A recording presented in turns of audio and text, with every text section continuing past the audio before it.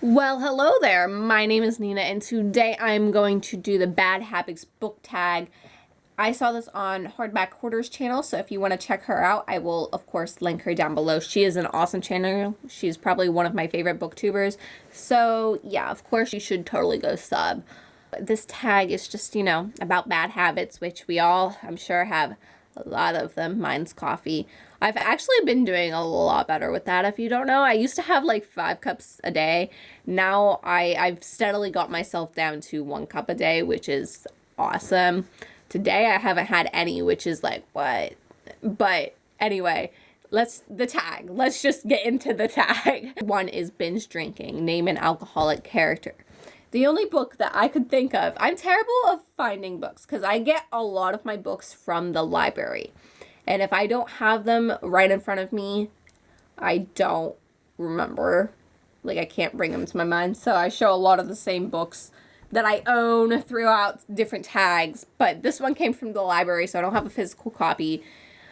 The father of our main character had PTSD, and he was an alcoholic because of it. It was called An Impossible Knife of Memory or something like that. It was by Laurie Halse Anderson. I was pretty disappointed with the book. I didn't really love it. I loved her other book, Speak, and so I was really hoping to enjoy this one. I didn't, but yeah, moving on. 2 is Biting Your Nails. Oh, I can't do that. No.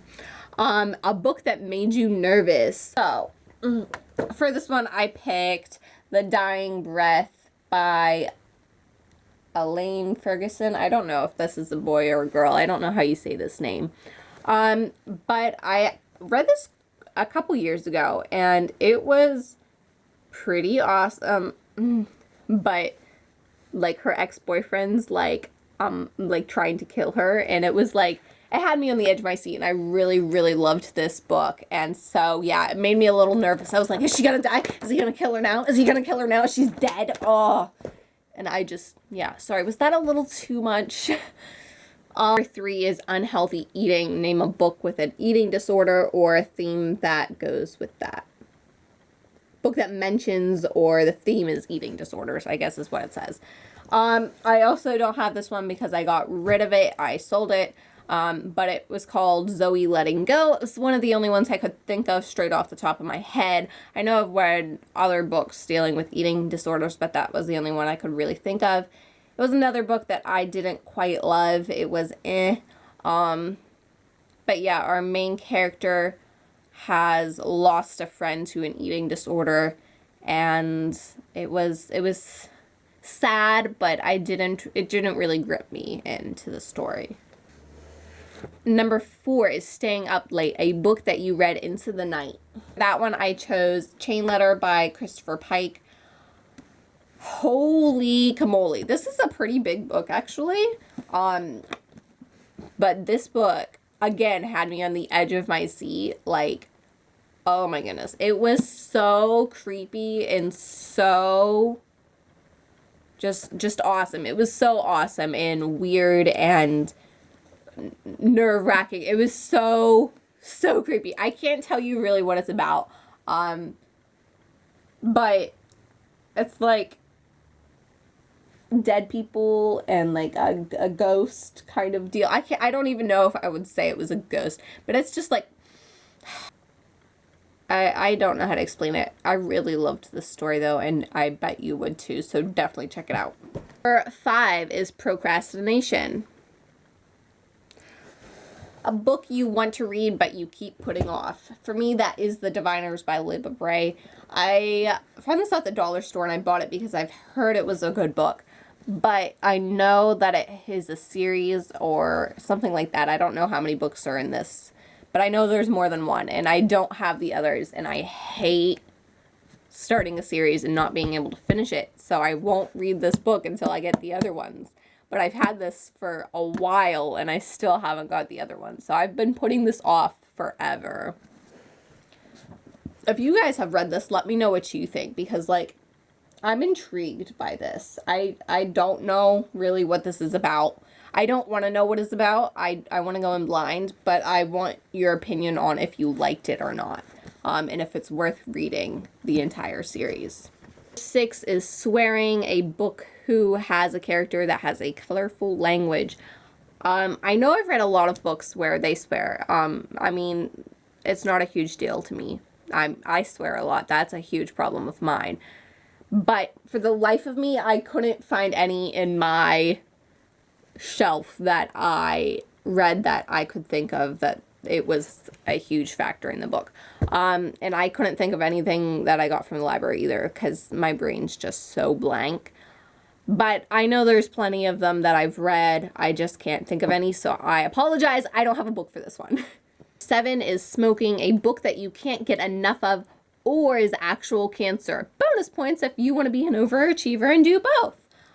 So obviously when I think cancer, I think of this one, and it has like the smoking metaphor, whatever, because Augustus wants to be like a Tumblr aesthetic. I don't know. But a book that I couldn't get enough of would be Starfish. I forget who wrote it. I just recently read it this year, in January, and it was amazing. I couldn't like get enough of it. I loved it, and I definitely recommend it. So there, I was an overachiever and named both. So number 8 is Overspending, a book that you've spent a lot of money on. The only one I could really think of for this was Allegiant. I buy a lot of my books at Ollie's for $2, so I don't spend a lot of money on books, and the other books that I get from the library. Actually, I didn't even buy this one. I'm pretty sure this was a gift. But I know that the Hunger Games series, and this series, I had mostly in hardback, and I spent a good, like, $20 on each book, and that was a lot for me. So I felt like that was overspending. But yeah, this one obviously was only $14, and I'm pretty sure I got this as a gift.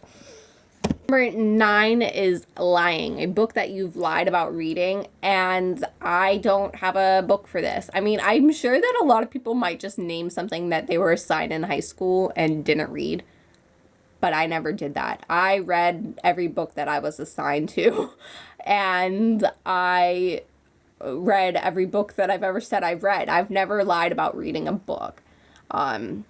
Unless it's like for a high school assignment, I don't see a point in lying about reading a book. But I never did that in high school either. So I don't have a book for this again. Our last one is Speeding, a book that you read really fast.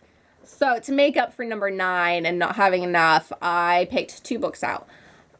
I read The Hunger Games when I was in like 8th grade, I think, and I read this in 2 days. And for me, I wasn't a really active reader back then.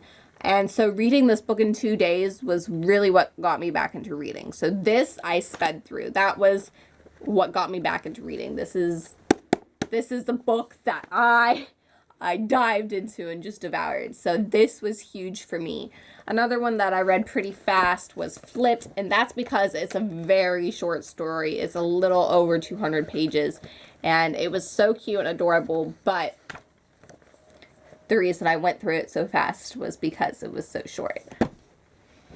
Anyway, guys, that is all I have for you today. Let me know what you thought of this tag or my choices for this tag, what you picked for the tag, and if you want to do this tag, how many times can I say tag? If you want to do this tag, totally do it. I would love to check out y'all's videos and support you, and yeah. So yeah, just have a wonderful day, and I'll see you next time. Bye!